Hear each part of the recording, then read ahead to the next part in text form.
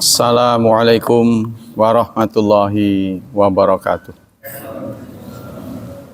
Innal hamdalillah nahmaduhu wa nasta'inuhu wa nastaghfiruh wa na'udzu billahi min syururi anfusina wa min sayyiati a'malina. May yahdihillahu fala mudhillalah wa may yudlil fala hadiyalah. Asyhadu an la ilaha illallah wa asyhadu anna Muhammadan abduhu wa rasuluh la nabiyya ba'dah. Allahumma salli wa sallim ala nabiyyina Muhammad sallallahu alaihi wasallam wa ala alihi wa sahbihi wa man sara ala nahjihi ila yaumiddin. Amma ba'd. Ayo ikhwah, pelajaran akidah pagi ini masih melanjutkan tentang riya. Dilihat dari sudut akidah, yang akan membahas problematika riya. Pertama, asbabur riya, sebab-sebab riya. Jadi riya itu adalah akibat. Akibat ada sebabnya, pemantiknya. Apa saja pemantiknya? Bismillahirrahmanirrahim. Liriya asbabun. Riya punya sebab. Tad'u ila fi'lih, yang memantik seseorang berbuat. Wa turaghib fi talabi. Dan kita mempelajari sebabnya. Idh huwa min hudhuri nafsi ad-dani'ah. Karena termasuk perbuatan nafsu yang rendah. Famin asbabihi mahabbatus sana wal madhi.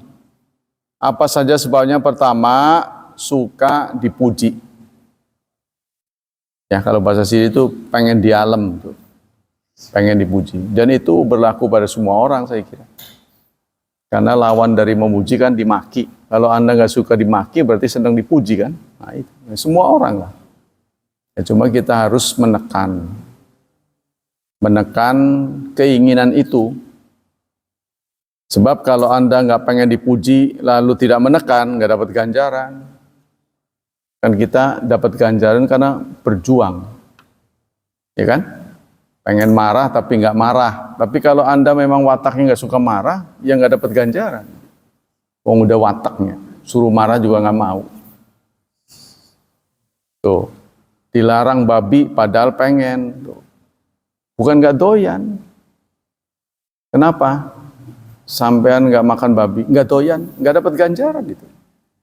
Yang dapat ganjaran, saya senang babi itu. Cuma gak boleh, nah itu yang dapat ganjaran. Bisa gak sholat, tapi Anda sholat. Anda kan bisa gak sholat, subuh nih, gak dimarahin. Tapi Anda mendatangkan, ya, artinya datang ke sini gitu. Berjuang datang ke sini. Walaupun tidak melanggar undang-undang. Nah itu. Orang Arab kalau ketahuan nggak sholat dimaki-maki, bisa dihukum. Tapi kalau sekarang longgar katanya. Saya dengar katanya longgar. Kalau dulu ketahuan nggak tutup aja. Ya, kalau sekarang itu mereka nggak berangkat juga nggak apa-apa. Jadi kiosnya tutup aja, dia sholatnya di situ. Di dalam kiosnya. Nanti begitu udah dia buka lagi. Kalau dulu ketat, sekarang longgar. Jadi hal-hal yang terlihat berbeda di Arab Saudi, perempuan nongol sekarang di berbagai layanan publik. Layanan publik aja. Di depan restoran perempuan. Di depan maktab perempuan, yang frontliner itu yang pertama ngadepin tamu, rata-rata perempuan sekarang. Terus di restoran yang aplikasi perempuan, memang nggak semua, tapi dulu mah nggak ada. Yang saya belum lihat belum ada di pasar. Pasar masih dikuasai laki-laki. Ya, itu antara lain yang ada di sana sudah longgar. Terus nggak seketat dulu tuh. Kalau kelihatan bruk itu, tutup askar di mana-mana. Sekarang udah kurang. Tuh, yang pertama ya, penyebab orang menjadi ria itu memang dasarnya pengen dialem, tuh. Pengen dipuji. Nah, itu berlaku pada semua orang. Yang kedua, al-farar minadzam, karena tidak mau dimaki. Pengen dipuji, yang kedua tidak mau dimaki. Jadi menghindari apa ya namanya orang jaim ya. Jaim ya bahasa gaulnya, jaga image. Jadi menjaga gengsi. Jadi dia berbuat sesuatu yang tidak aslinya. Berbuat sesuatu yang tidak asli. Biasanya di rumah makan tempe, giliran ditraktir, nggak doyan saya mah. Wah, lah. Biasanya juga tempe yang udah rada apa tuh namanya? Expired. Iya. Biasanya dimakan. Tapi kalau ada orang beda, contohnya itu ya. Jadi tidak menjadi dirinya sendiri. Yang ketiga, atoma fima fi aidin nas, menginginkan sesuatu yang ada di tangan orang. Menginginkan sesuatu yang ada di tangan orang. Seharusnya kita pada pendirian kita itu cukup pada apa yang Allah berikan pada kita. Mestinya begitu. Punya watak, jangan kepengen dibantu orang. Kalau bisa ya, kalau bisa tuh jangan yang ada pada orang kita inginkan. Sebab ujung-ujung pasti nagih dia. Ya, jadi itu sementara saja dia baik sama kita. Kalau kita terus pengen begitu, nanti suatu saat dia nyatek gitu. Apa itu bahasanya? Gigit. Kita ulur ya, ditraktir mau apa segala, kita nggak pernah gantian. Nah, satu saat dia ngomong, alah kamu begini, itu nggak enak.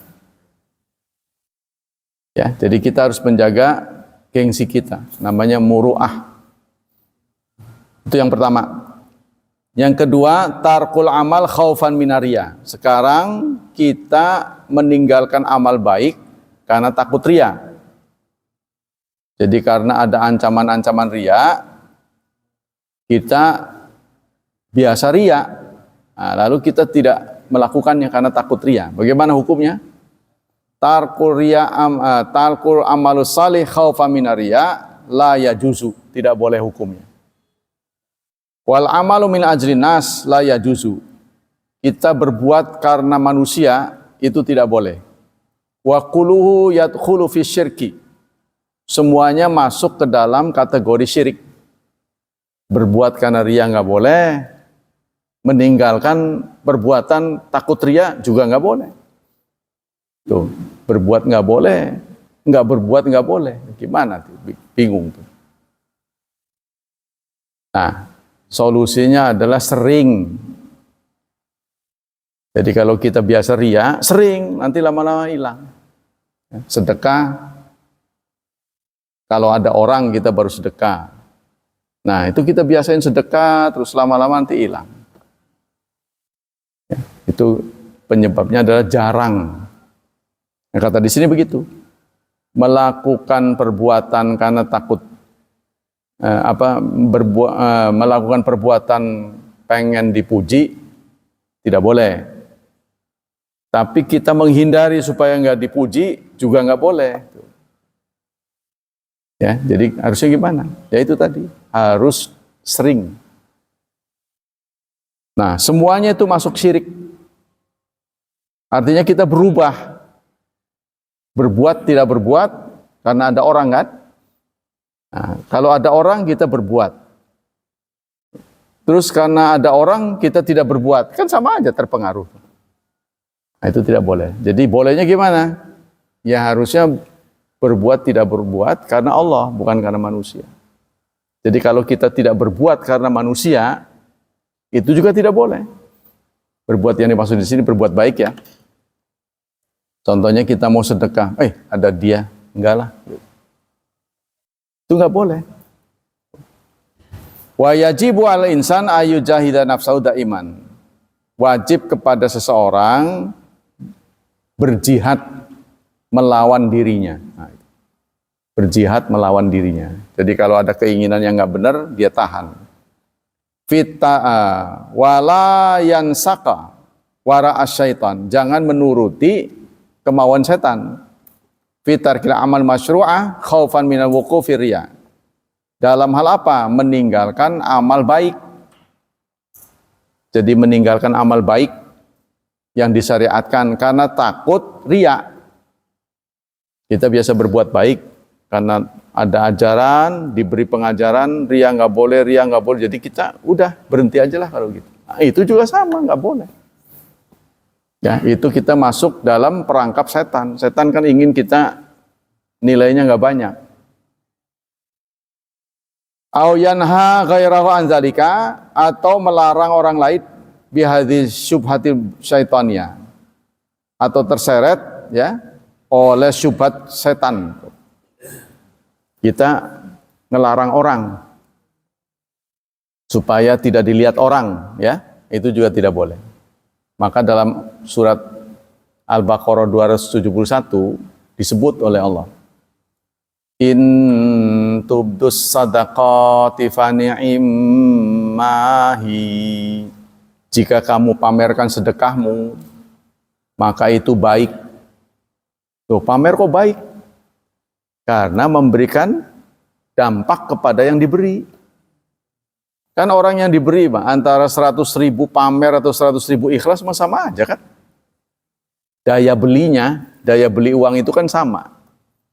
100.000 contohnya kebeli satu benda harganya 25, kebeli 4. Apakah uang itu ria atau tidak? Sama aja kebeli 4. Ya, dampak ini positif terhadap yang diberi.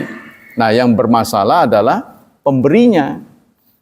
Hatinya tidak bersih. Tuh, ya. Lalu dia stop. Karena dia selalu ria, dia stop. Itu tidak boleh juga.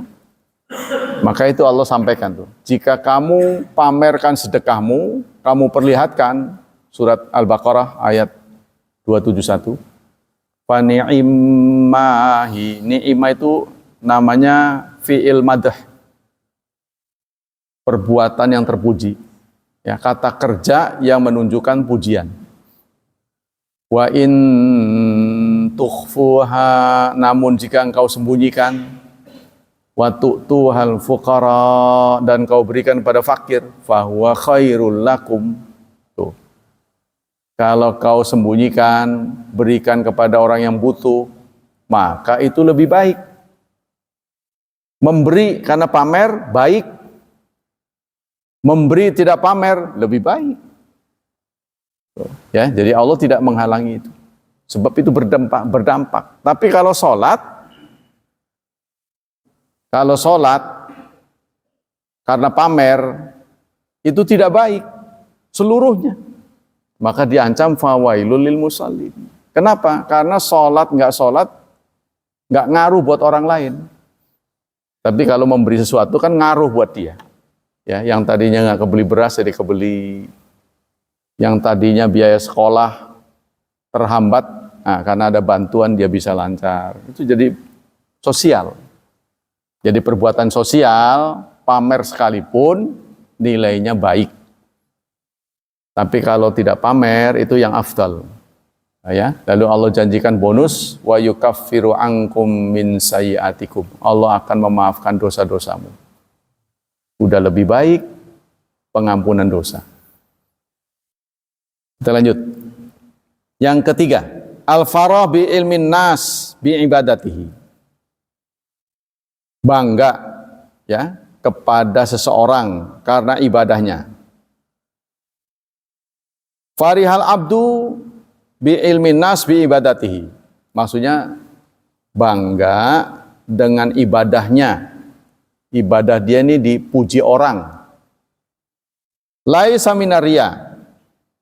Seseorang bangga dengan ibadahnya bukan riya. Jadi itu rahasianya ya, saudara-saudara, bahwa yang wajib itu bagusnya dipamerkan.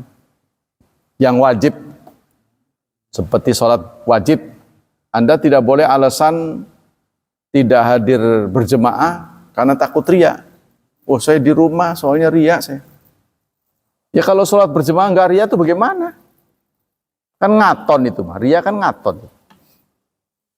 Atau haji nggak menampakkan diri bagaimana?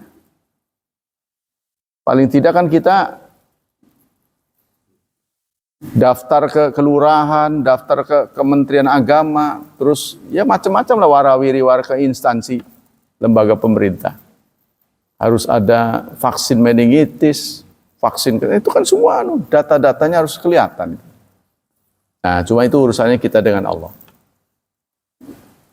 Li'anna dzalika innama tara badal farq min ibadah. Karena riya yang timbul setelah ibadah ya berubah namanya jadi apa? Sum'ah ya.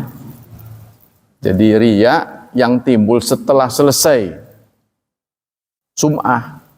Tuh, itu bedanya tuh. Harus tahu antara riya dan sum'ah. Sum'ah itu didengar. Jadi pengen kedengaran, wah luar biasa deh ibadah itu. Setelah selesai. Kalau sedang, itu riya.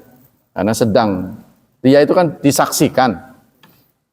Orang berbuat karena ada kesaksian. Dan tidak berbuat karena nggak ada kesaksian. Itu tidak boleh. Lakin qad yu'athiru dzalika min abda fil mustaqbal. Tapi mau tidak mau, karena orang lain melihat ibadah kita, maka dia melontarkan pujian. Itu mah kita nggak bisa membungkam mulut orang, ya kan? Wah, bagus dia, karena suka sholat bersama. Itu kalau bukan diinisiasi oleh kita ya nggak ada masalah. Kita nggak bisa membungkam orang. Aja mengkonon sih sira, contohnya gitu. Ada muji-muji kita. Kalau dulu kan Umar bin Khattab itu melempar tanah itu kan kepada orang yang suka muji itu karena dia penjilat itu. Jadi Umar tahu persis tipe-tipe orang yang penjilat, dia awurin ke tanah ke mukanya. Ya, jadi kalau kita sampai dipuji sedemikian rupa sehingga lupa berpijak di bumi, nah itu yang masalah. Seakan-akan terbang gitu kan.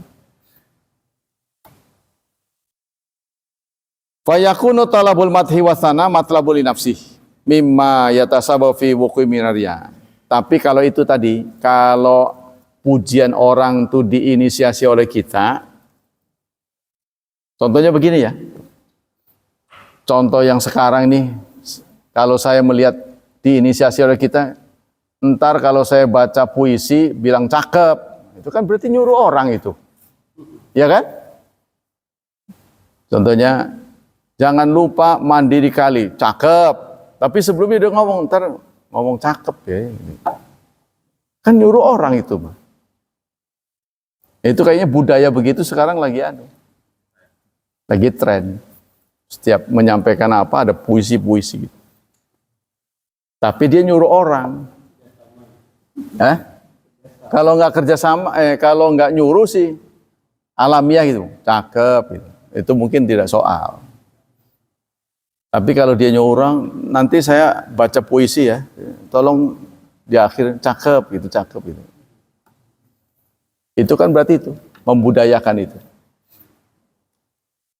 Walaisa minar riya aidan ayafra insan bi ta'at fi nafsihi. Tidak termasuk riya seseorang bangga dengan dirinya karena berhasil mencapai target dirinya. Contohnya sholat berjemaah, alhamdulillah nggak bolong-bolong, itu kan? Semua ditepati sesuai dengan keinginannya. Nah itu bukan termasuk riya. Sebab kalau nanti kontraproduktif, waduh kalau begitu saya nggak mau lah. Karena itu riya, dia tinggalkan malah nantinya. Jadi singkatnya tadi, Anda harus bisa membedakan yang wajib dan yang sunnah. Kalau yang wajib, bagusnya diperlihatkan. Kalau yang sunnah, bagusnya ya, bukan harus, bagusnya disembunyikan. Contohnya sholat qobliyah ba'diyah. Kalau bisa di rumah, kan begitu kan kata Nabi kan?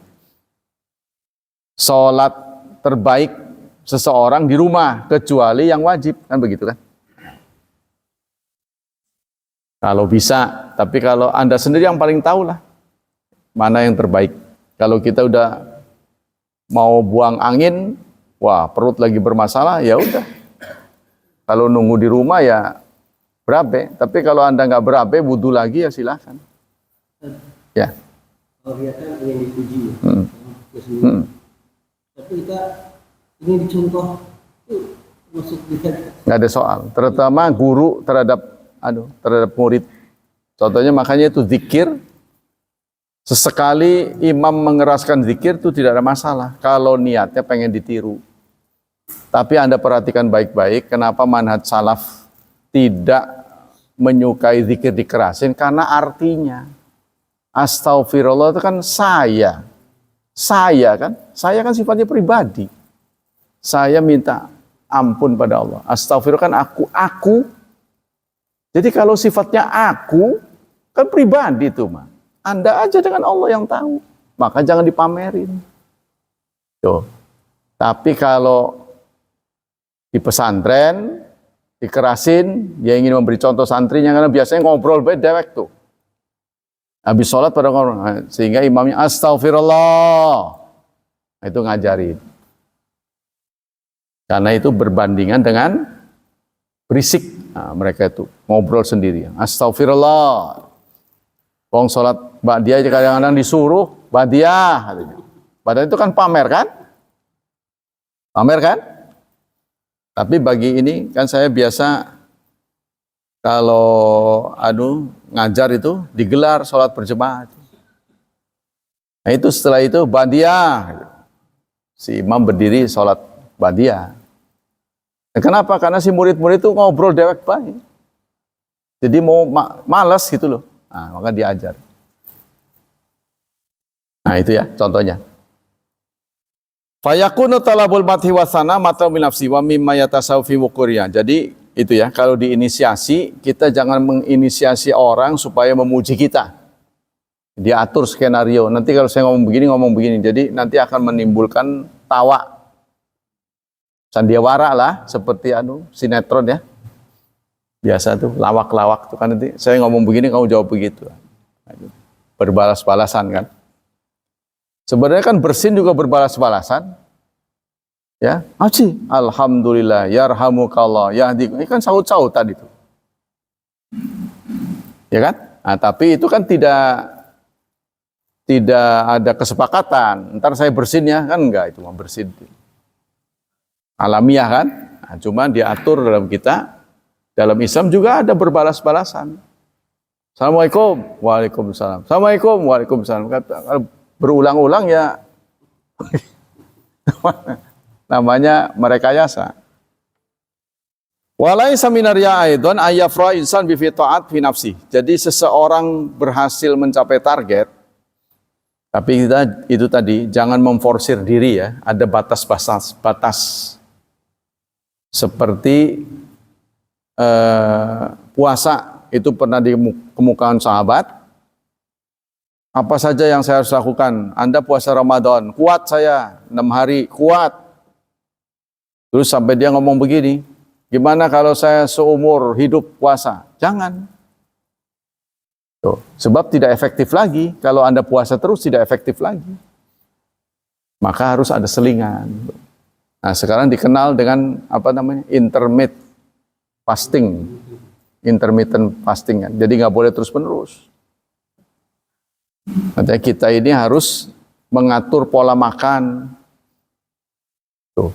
Apa mau kaitannya 12-12 sekarang nih di dunia ini, di dunia anak-anak muda, guru-guru yang udah merasa gendut. Nah, dia ada yang pakai 12-12, ada pokoknya kan sehari semalam kan 24. Arti 12-12 itu 12 jam tidak makan. Contohnya kita semalam terakhir jam 7. Udah tuh jangan makan, nanti ketemu lagi jam 7, kecuali minum. Minum pun harus air tawar. Nggak boleh ada campuran. Nah, kalau masih belum juga, belum kurus juga, maka 10 berapa? 14. Ada yang memilih 18. 18 berapa? 6. 18:06. Jadi 6 jam saja boleh makan. Jadi kalau 18:06 berarti kemarin sore terakhir makan jam 7. Ya kan? Ke 7 lagi kan 12. Tambah lagi 4 jam ya. 16 kan tambah 4 jam. Berarti jam 11 baru boleh makan. Nanti. Kalau menurut saya, yang saya udah coba, kalau mau ngurusin 12/12, cuma dari pagi jangan makan karbohidrat.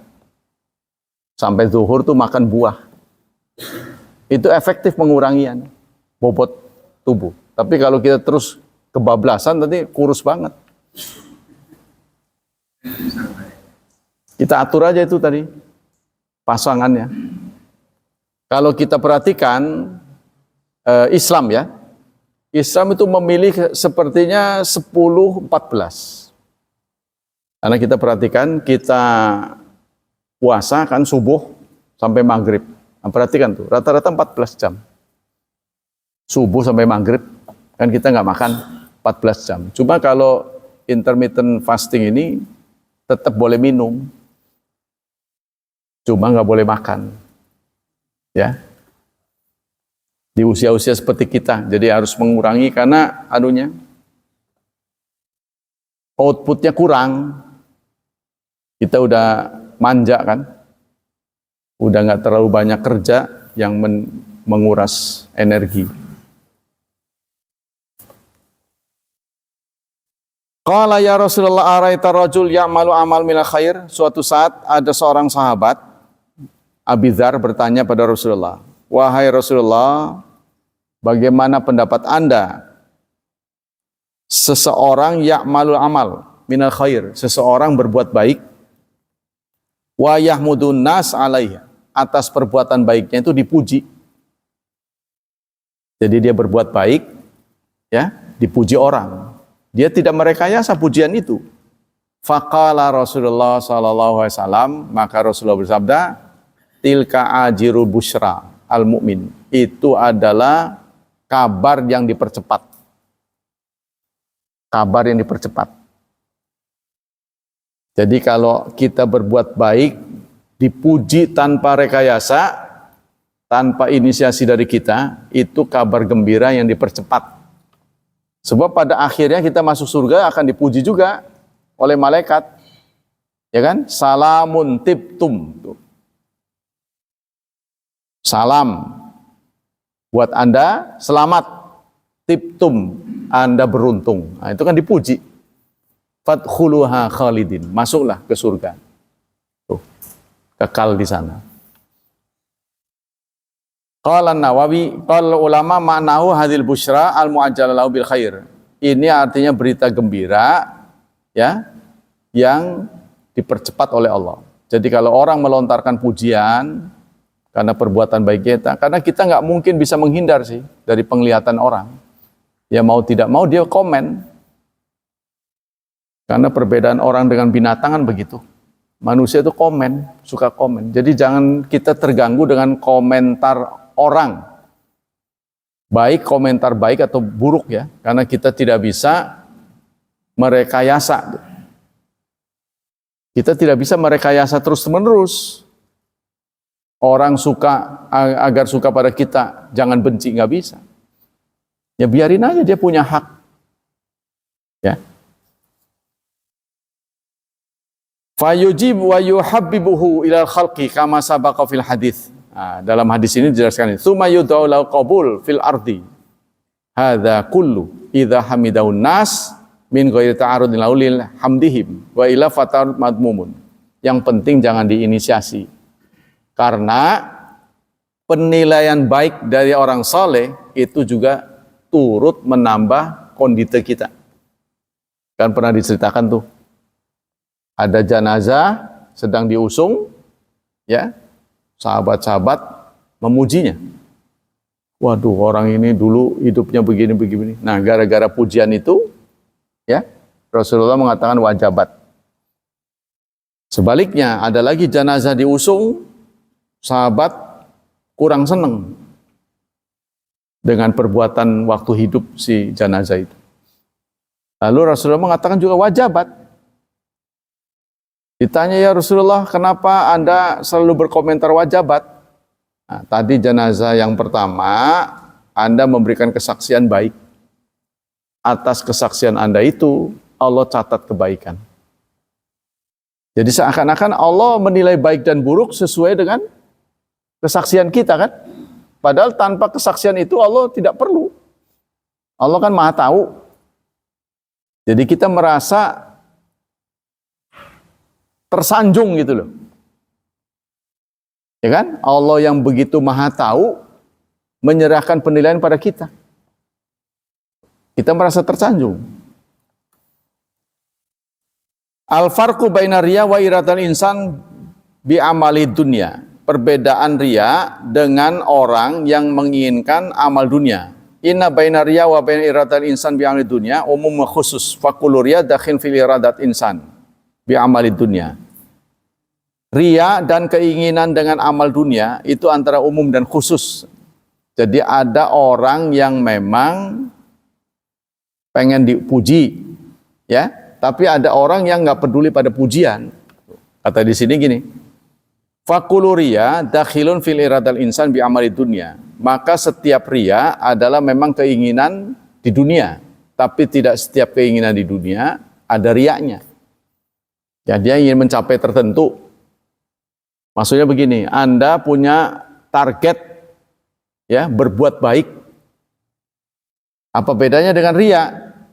Kan kita berbuat baik yang berkaitan dengan masyarakat kan nggak mungkin bersembunyi, tidak mungkin. Karena kita perhatikan amal baik yang menyertakan manusia, menyertakan orang lain, itu biasanya pahalanya besar. Menolong, itu kan menyertakan orang lain kan? Kesalahan pada orang tidak separah kesalahan pada Allah. Salah dengan Allah justru syaratnya lebih sedikit untuk tobatnya. Tapi kesalahan pada orang, hak-hak dia harus kembalikan. Ya, namanya anak Adam kan?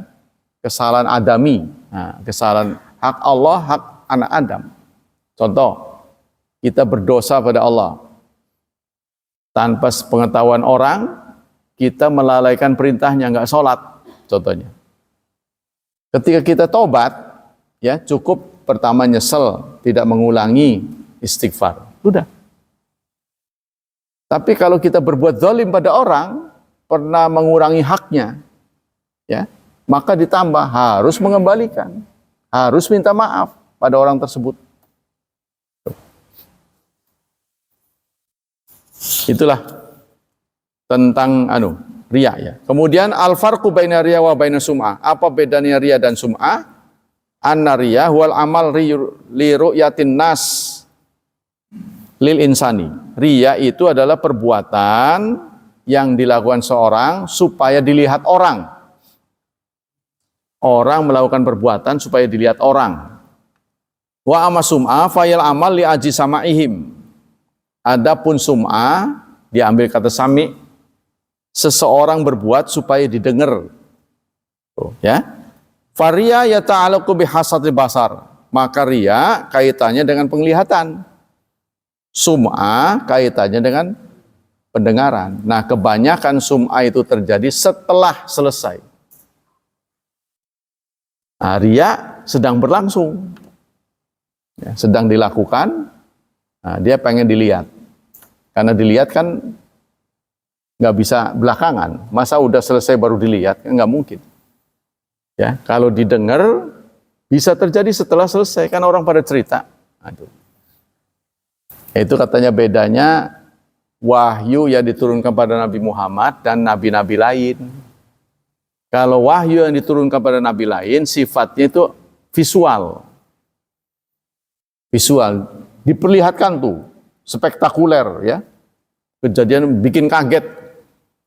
Contohnya Nabi Musa melempar tongkat jadi ular. Kan bikin kaget tuh. ya, ajaib sekali gitu. Nabi Isa bisa menghidupkan orang mati. Tuh. Tapi mukjizat kepada Nabi Muhammad sifatnya auditori. Sifatnya pendengaran. Makanya kalau ada hadis yang menggunakan kata sami'a, sami'tu, itu derajatnya kuat sekali. Kalau ada hadis bunyinya begini, aku mendengar Rasulullah bersabda. Jadi pendengaran ini ya oleh Allah ditempatkan lebih tinggi daripada penglihatan. Sehingga tuh, lihat tuh redaksinya, inna sam'a wal absar ya. Absar, kadang-kadang dipakai kata absar, penglihatan. Penglihatan itu bisa bervariasi, tapi pendengaran cuma satu. Tuh. Ya, jadi lebih dihargai pendengaran. Ya, makanya itu menghafal itu karena membiasakan dengar. Orang hafal itu kan mengulang-ulang, dia dengar apa yang dia baca. Itu ya, selesai sampai di situ. Pelajaran tentang riya. Kali ini kita lanjut ke akidah tentang zabur. Zabur, pakai za. Zabur, bukan jabur. Kalau jabur itu makanannya jabur. Kata orang sini, nanti jabure. Makanan snack buat Apa itu zabur? Zabur aslani, ya. Za, ba dan ra, ya, zabara. Ahaduma yadullu ihkami syai, artinya kuat. Secara istilah, zabur itu ismu kitabillah, nama kitab suci. Alladzi anzalahu ala nabihi Dawud, yaitu kitab suci yang diturunkan Allah kepada Nabi Dawud. Bi wahyin minhu, dengan wahyu darinya. Nama lain dari Zabur ada mazamir. Mazamir. Jadi kalau di perjanjian lama namanya mazmur. Ya, mazmur. Status hukum meyakini Zabur. Yajibu ala muslim ayatakida annallaha azza wa jal anzalahu ala nabi wa abdihi Dawud ibnu Isha Abi Sulaiman kitaban. Wajib kepada muslim meyakini bahwa Allah sudah menurunkan kitab kepada Nabi Dawud bin Isa Abi Sulaiman. Nama itu ya, Nabi Dawud lengkapnya. Sebuah kitab namanya Zabur. Fahuwa kalamullah ghaira makhluk. Dia adalah kalamullah, bukan budaya. Anzalahu alaihi jumlatan wahidatan. Diturunkan kepada Nabi Dawud sekaligus. Berbeda dengan Nabi Muhammad, Quran diturunkan secara berangsur. Ya, jadi ada dua tahap. Allah turunkan ke Baitul Izzah namanya. Langit terendah. Itu diturunkan sekaligus dari Lauh Mahfuz. Diturunkan ke Baitul Izzah. Dari Baitul Izzah ke bumi itu bertahap sesuai dengan kasus. Sesuai dengan kehendak Allah, bukan sesuai dengan kasus. Kalau sesuai dengan kasus itu ada asbabun nuzulnya. Jadi kalau ada ayat turun karena ada gara-gara yang menjadi pemantik, maka ada asbabun nuzul. Itu biasanya ditandai dengan begini. Yas'alunaka anil anfal, yas'alunaka depannya ada yas'alunaka, itu nyata pada ayat itu ada asbabun nuzul. Mereka bertanya kepadamu. Ya. Yas'alunaka 'anil ahillah. Mereka bertanya tentang hilal, bulan sabit. Yang ditanyakan apa tentang bulan sabit? Bulan sabit itu kenapa berbeda dengan matahari? Matahari sejak terbit sampai tenggelam itu selalu bulat. Itu yang ditanyakan oleh orang Arab waktu itu. Kalau bulan sabit, kenapa tadinya cuman segaris, lama-lama gede, bulat, purnama, ya? Kemudian berakhir dengan kecil lagi. Kenapa ini? Pada waktu itu tidak dijelaskan tentang gejala falak, peredaran ini, planet. Sebab kalau dijelaskan mereka nggak ngerti. Belum waktunya. Maka langsung dikompas oleh Allah, Qul hiya mawaqitu linnas. Itu adalah tanda waktu. Ya, jadi bulan, terbitnya bulan, tenggelamnya bulan, ini menjadi waktu. Begitu juga terbit matahari dan tenggelamnya matahari. Nah, itulah ya Zabur. Kabakil kutubi samawiyah ba'da Taurat wa qabla Injil. Jadi diturunkannya setelah Taurat. Jadi kitab yang paling tua itu Taurat, lalu Zabur, lalu Injil, lalu Quran. Yang sulung sama yang bungsu ini yang mengandung hukum. Jadi 4 kitab, ya kita kan mengimani 4 kitab kan. Yang pertama Taurat dari sisi usia, yang kedua Zabur, yang ketiga Injil, terakhir Quran. Dari 4 kitab suci ini yang memuat hukum, peraturan itu hanya 2, yaitu Taurat dan Quran. Sementara Zabur dan Injil, pengikutnya itu ikut Taurat. Ya, cara ibadah pada Allah itu ngikut Taurat semua. Jadi kitab suci yang mengandung muatan hukum itu cuma 2, ya, yaitu Taurat dan Quran. Jadi Zabur isinya apa? Zabur itu isinya tasbih, pujian pada Allah. Tapi syar'inya, hukum syar'inya itu ngikut ke Taurat. Begitu juga Injil. Ya. Contohnya di Injil begini. Kalau kau puasa, jangan pura-pura. Jangan ngelemes-ngelemesin diri seakan-akan kamu itu berat. Ya.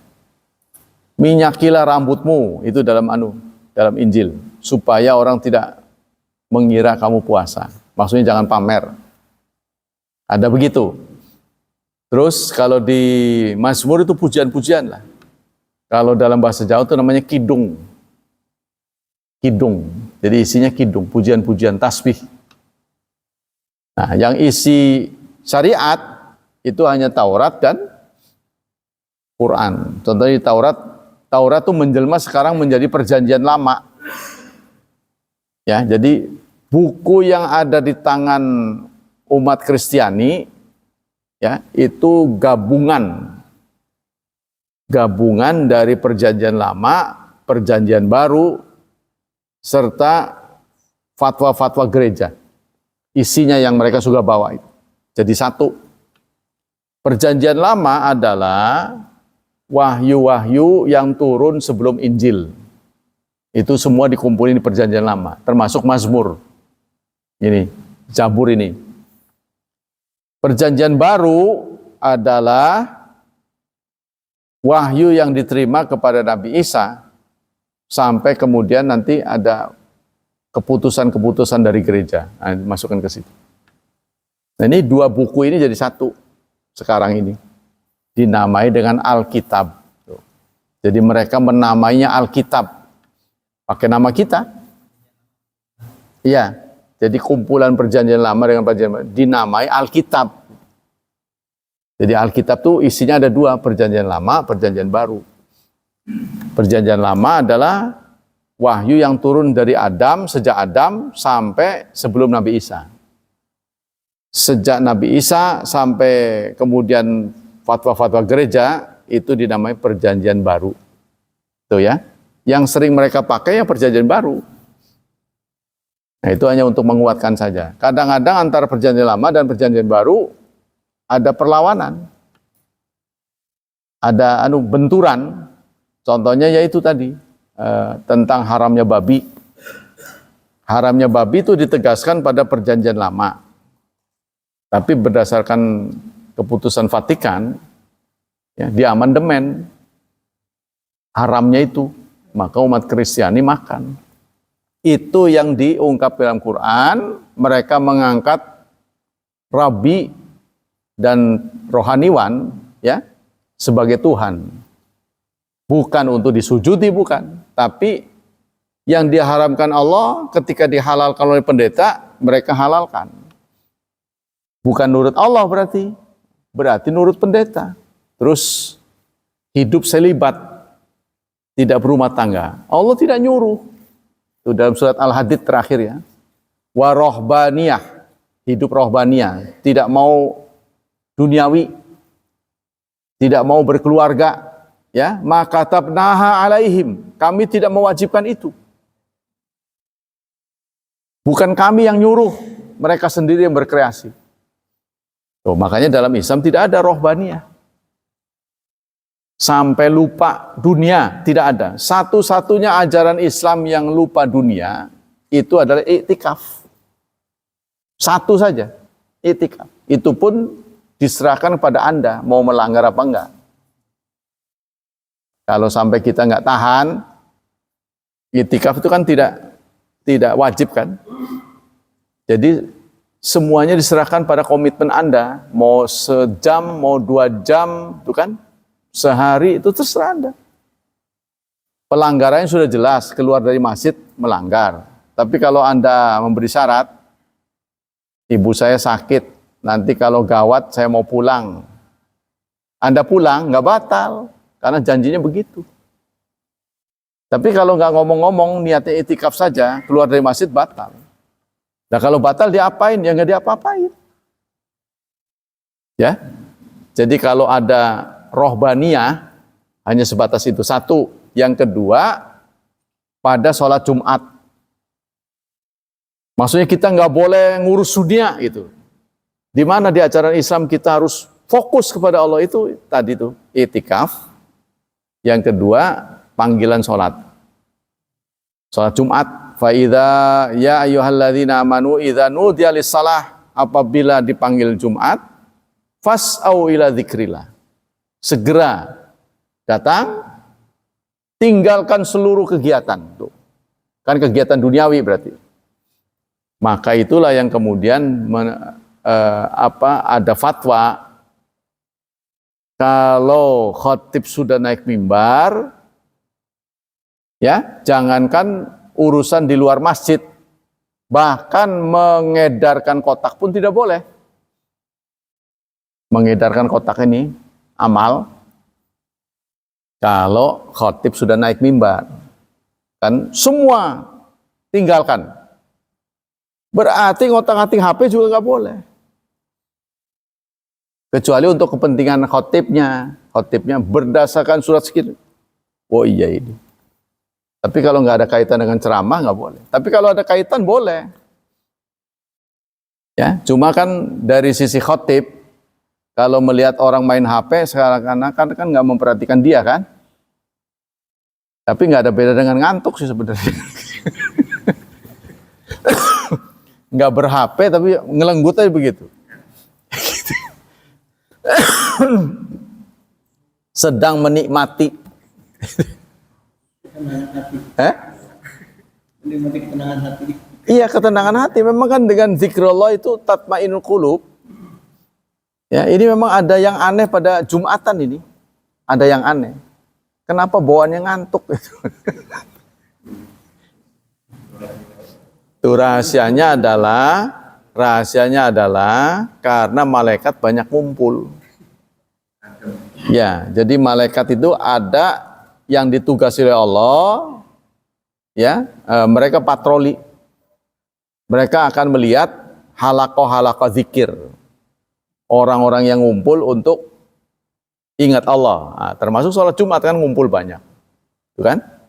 Mereka akan datang dan menaungi dengan sayapnya. Nah, itu otomatis ngantuk. Karena kan berarti terbuat dari cahaya. Cahaya itu cenderung adem. Tapi sengantuk-ngantuknya orang ikut Jumatan, begitu Assalamualaikum langsung hilang. Karena malaikatnya pada pergi sudah. Tuh, sama dengan itu Ramadan. Ya, tengah Ramadan gitu, ngantuk gitu. Kalau malam itikaf, itu bawaannya ngantuk. Itu karena itu, malaikat banyak datang. Jadi salah satu ciri malaikat datang itu pernah diungkap oleh sahabat. Ya Rasulullah, saya baca Quran, setiap saya baca, kuda yang di kandang tuh meringkik. Kalau saya berhenti, dia ikut diam. Saya baca lagi, ikut teriak. Nah, terus apa yang kamu lakukan? Ya saya diam aja, berhenti.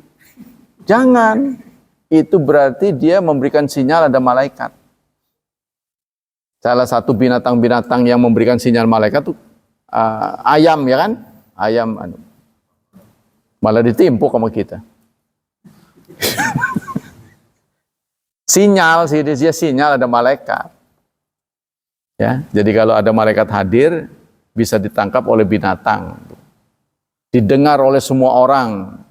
Azab kubur itu didengar oleh semua makhluk kecuali jin dan manusia. Sehingga kita panggil pun mereka nggak jawab salam kita. Jadi diazab atau senang di alam kubur itu didengar oleh semua makhluk kecuali jin dan manusia. Kita lanjut. Kalau kita baca Al-Quran tapi ngantuk, Ya itu karena itu zikrullah itu. Bukan, lanjutin aja. Setidaknya dengan ngantuk itu kan pikiran-pikiran duniawi hilang. Tadinya stres kan? Jadi ngantuk itu adalah anugerah Allah. Harus dinikmati. Tapi ya jangan kebablasan. Jadi ngantuk pada waktunya itu sebenarnya nikmat. Banyak orang yang nggak bisa tidur. Dia membeli tidur.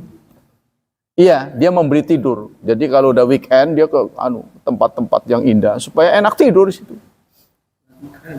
Iya, jadi kadang-kadang orang-orang yang sibuk itu plesiran bukan ngelihat pemandangan, bukan mau tidur. Niatnya tidur dan makan. Apa ada perintahnya? Ada. Perintahnya ada dalam surat Tabarak. Walladzi khalaqalakum ma fil ardi jami'an. Fanshu fi manakibiha wa kulu min rizqi. Lo pelesiran. Tuh. Nikmatilah rizki yang Allah berikan. Kan berarti kuliner itu. Wakulu kan makan minum suruh tuh. Surat Tabarak. PKN bersiran kali-kali. Bersiran. Sebab kita kalau diam di satu tempat jenuh. Nanti ujung-ujungnya Anda menyalahkan takdir. Tuh ujung-ujungnya. Waduh, kenapa saya ditakdirkan begini? Anda sendiri tidak bisa ngatur dirinya gitu. Diri kita ini harus diangon, tahu nggak? Tubuh, apa itu angon? Harus digembalakan tubuh kita ini. Jangan dibiarkan terpaku dalam suatu ibadah, diforsir. Nanti dia akan nyerang kita. Tubuh kita akan nyerang kita. Kalau Anda nggak paham juga, nanti kanker kan menyerang diri kita. Ya kan? Kanker itu kan penyakit yang menyerang diri kita. Bunuh diri sebenarnya. Nggak ada yang lain, karena kanker itu kan memproduksi, jadi tubuh kita ini kan mengganti spare part sendiri. Kita kan nggak perlu beli spare part kan, begitu ada luka dia ngebetulin sendiri. Nah, kanker ini nggak ada yang dibetulin, tapi dia memperbanyak. Itu penyebabnya, selnya itu jadi liar. Ya. Kita lanjut. Jadi kita harus meyakini Zabur itu bagian dari kitabullah. Az-Zabur misakuli Taurat mutabi'un laha. Tapi hakikat dari Zabur itu adalah isi syariatnya mengikuti Taurat. Jadi dia tidak ada muatan syariat dalam Zabur itu. Ya. Wa mutamimun wa mukmilun laha wa limahasiniha. Akan tetapi menyempurnakan. Ini salah satu keistimewaan Daud. Ya susah kita bayangin ya. Beliau suaranya sangat merdu. Beberapa tafsir mengatakan bahkan burung-burung pun berhenti berbunyi kalau beliau melantunkan Zabur. Seperti apa nggak tahu. Ya, kalau kalau Nabi Daud masih hidup jadi imam kita ini, waduh, mungkin kita bisa terpaku aja. Jangan-jangan udah ruku juga diam aja tuh. Pernah nggak dengar Anda suara orang yang begitu merdu membacakan Quran? Pernah nggak? Sehingga kita kagum. Itu yang ahli benar memang bisa begitu. Tapi biasanya mahal ya. Nggak aleman jadi panggilnya wani piro jadi. pasang badan. Waduh, luar biasa memang. Yang ahli itu bisa memukau lah sikat. Kalau dilantunkan dengan baik. Nah, kita diminta untuk nyanyi. Ya kan? Taghonnu. Kamu harus nyanyikan tuh. Semerdu-merdunya ayat Quran. Wa man lam yantaghanna falaisa minna, yang tidak nyanyi bukan golongan kami. Jadi maksudnya Anda bicara paling merdu itu apa gitu loh. Itu tumpahkanlah bacaan Quran. Sebisa Anda yang paling merdu itu apa? Ya nggak apa-apa, semuanya nggak merdu, ya susah lah. Tapi kalau Anda maksudnya giliran Quran kok jelek, giliran nyanyi dangdut kok bisa merdu, itu salah. Itu salah, jadi salah alamat. Yang merdu itu berikan untuk Quran. Tuh gitu ya. Jadi kalau orang bacanya merdu sekali, waduh itu bisa memukau. Apalagi kalau Anda ngerti artinya. Semua ayat-ayat yang dibacakan di Imam Masjidil Haram itu biasanya semua menyentuh hati. Nggak urut, saya melihat nggak urut. Tapi diambil yang menyentuh. Ya, berkesan lah. Kalau kita ngerti isinya. Lanjut. Kalau sekarang dalil-dalil. Dalil-dalil kita dapati dalam surat Saba. Surat ke-34 ayat 10. Wa ataina Dawud zabura, dan kami berikan kepada Daud Zabur. Ya.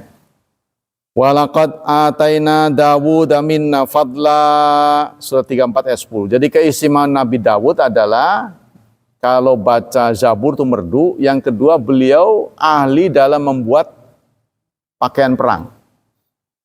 Sehingga disebut di sana wa alanna lahul hadid. Kami lunakkan besi bagi Nabi Dawud. Nah, ini berbeda penafsiran ulama tentang pelunakan besi bagi Dawud ini.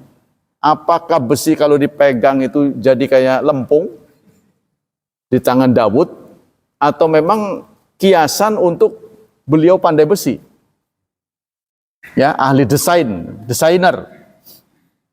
Sebab beliau pintar buat baju besi, baju perang katanya. Bisa mendesain baju perang, modelnya begini, modelnya begini. Tuh. Jadi dalam Al-Quran ada wa alanna lahul hadid, kami lunakkan besi untuknya. Nah, ini beda tafsir. Tapi kalau beliau sekadar desainer, ya untuk orang sekarang bukan mukjizat tuh. Sebab mukjizat kan cirinya nggak bisa dipelajarin. Ya. Jadi contohnya Nabi Muhammad sekalipun yang punya mukjizat, kalau bukan kemauan Allah, itu nggak bisa kemauan dia. Jadi mukjizat itu tidak bisa kemauan seseorang. Contohnya, Bapak bisa masak, ya, terus disuruh ditampakkan, diperagakan, kan bisa kapan saja. Nah, mukjizat nggak bisa. Nggak bisa diulang. Maksudnya kalau dia kepengen, diri nabinya kepengen, nggak bisa kalau Allah tidak berkehendak. Makanya selalu biizni itu. Ya, tentang Nabi Isa yang bisa membuat lempung, kemudian ditiup, terbang. Itu ada selalu ujungnya biiznillah, dengan izin Allah. Jadi kalau dengan izin dia saja, nggak bisa. Kalau kita kan bisa. Anda punya jurus silat, coba peragakan, bisa. 5 menit lagi peragakan, bisa. Tapi kalau ini nggak bisa. Tidak bisa dipelajari, tidak bisa diulang-ulang sekehendak hati. Makanya orang lalu bertanya, lah kalau memang sampean itu nabi, mana? Nah, kan minta izin dulu pada Allah. Kalau Allah tidak mengizinkan, nggak bisa. Maka pernah itu terjadi pada Nabi Muhammad. Sehingga ada ayat wa wajadaka dhallan fahada, wa ma qala itu kan. Ma wadda'aka rabbuka wa ma qala. Karena setelah turun ayat enggak turun-turun. Jadi ada masa vakum. Rasulullah sendiri jadi ketar-ketir. Wih, saya masih ditunjuk jadi nabi nggak sih ini? Jangan-jangan udah dipecat ini. Nah, itu turun wa ma wadda'aka rabbuka wa ma qala. Allah tidak meninggalkanmu, Allah tidak benci padamu. Ini menimbulkan ya kekhawatiran pada diri Nabi karena orang-orang pada order kan, request. Nah, mana tunjukkan, mana kalau memang sampean Nabi nggak turun-turun ayat. Kalau beliau ngarang nggak boleh, tuh. Ya, jadi tunggu turun, maka turun itu surat itu. Ma wadda'aka surat Ad-Duha. Allah tidak meninggalkanmu, Allah tidak benci padamu. Itu gara-gara vakum. Tuh, itu suka dukanya menjadi nabi. Jadi jangan dilihat sukanya aja, wah istrinya begitu. Ya kan? Jadi nabi ini mujizatnya pol, sudah menikahi perawan ting-ting. Bahkan belum menjadi perawan sudah dinikahi. Ya kan? Tapi ada juga yang menikah sudah kadaluarsa. Sudah expired. Dinikah juga oleh beliau. Tapi apa yang dilihat? Banyak amalnya. Jadi istri-istri Nabi ini punya keistimewaan berbeda-beda. Ada yang ahli ngatur dapur. Ahli kan ini jamaah dari tamu-tamu Rasulullah kan keluar masuk. Kalau kita punya istri tipenya nggak mau repot, udah kesel itu. Waduh tamu. Orang gawa apa-apa maning gua. Datang nggak bawa apa-apa kan kesel. Kan tetap harus kasih minum, harus kasih berat itu. Ya, silakan. Jabut kan diteruskan langsung sekaligus. Ya. Kan berisi syariat dan sebagainya. Nggak ada syariatnya, nggak ada. Isinya tasbih. Iya, pujian. Emang pendek-pendek atau seperti? Yang saya lihat itu pendek-pendek. Jadi tidak sebanyak Al-Quran. Karena Al-Quran kan butuh waktu 23 tahun.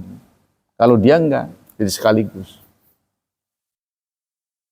Itu sisanya sekarang ada di kitab Perjanjian Lama namanya Mazmur.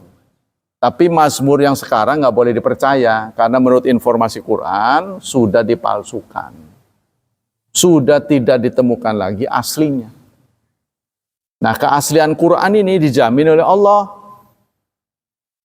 Makanya kata orang tuh waktu haji kan datang ke percetakan Quran. Lalu syekhnya ngomong, ini Quran Belanda, ini Quran Perancis, ini Quran Inggris, ini Quran Cina. Nyeletuk dia. Lah jere Ustadz Quranku ngan siji. Dia kan beda-beda. Anak Quran Perancis, Quran Belanda. Lah wakai amat Quran itu. Maksudnya terjemah, dasar orang kampung. Kan dia diajarin sama gurunya. Quran itu cuma satu, oleh syekhnya dijelasin. Ini Quran Belanda, Quran Perancis, Quran Cina, dicetak di satu itu. Iya, di Madinah itu. Nah ini nyeletuk yang sebelah saya ketawa saya. Lah jare Ustadz Quran kan siji, iki wakai. Hah? Ya kalau ini sih bahasanya sama. Kalau sekarang ada Quran Belanda, itu yang dia, ya orang kampung itu terheran-heran lah, katanya Quran itu sama. Yang dia lihat di Indonesia kan sama. Ya walaupun fisiknya banyak, tapi kan sama dibukanya. Tapi kalau saya itu kan, ini Quran Belanda, iya dilihat itu Belanda, Cina, tulisan Cina. Lah Quran jadi wakai amat. Nah itu dia nggak ngerti, terjemah, jadi terjemah seluruh. Nah tadi yang sudah saya sampaikan, Islam itu akan tembus kemanapun tempat yang dilalui siang dan malam. Kan kemarin kan? Itu Rasulullah sudah bicara. Islam ini akan sampai ke sana. Nah sekarang pemerintah Arab Saudi itu menerjemahkan ke seluruh bahasa. Seluruh bahasa. Nah tidak kalah dengan Kementerian Agama kita menerjemahkan Quran ke seluruh, bahasa daerah. Sunda udah, terus Jawa ada Jawa Banyumas, Jawa Solo, macam-macam. Sekarang nih upaya dari Kementerian Agama. Saya udah ada 10 bahasa daerah. Indonesia ini lebih banyak lagi bahasanya. Jadi Jawa saja ada Jawa Timur, ada Jawa Banyumas, Ngapak ya. Namanya Ngapak, Cilacap. Koe sapa. Kas. Kalau di sini kan sire sape. Jadi katanya begini, ada penelitian kenapa orang Banten itu berbahasa Jawa. Katanya kedatangan Syarif Hidayatullah tuh. Anda baca aja kalau nggak percaya. Jadi kenapa orang Banten ini kan sukunya Sunda, kok bisa berbahasa Jawa? Karena kedatangan Syarif Hidayatullah. Berdasarkan sejarah ini, bukan karena saya. Cuma persoalannya bukan Syarif Hidayatullah ini. Gitu. Jadi menurut penelitian sejarah itu karena kedatangan Syarif Hidayatullah. Maksudnya yang Cirebon. Syarif Hidayatullah bapak dari Hasanuddin. Nah, itu. Maka kita bahasanya mirip dengan Cirebon. Anda perhatikan aja. Kitab kuning itu bahasa Jawa juga. Iya, Jawa. Iya itu dari dia. Nah, kalau kitab kuning itu yang mempopulerkan Syekh Nawawi. Syekh Nawawi. Jadi kitab kuning ini dicoretinya pakai bahasa Jawa, seluruh Jawa, walaupun di tanah Sunda. Jadi walaupun di daerah Sunda, dia tetap pakai bahasa Jawa, cuma nanti menjelaskannya pakai bahasa Sunda.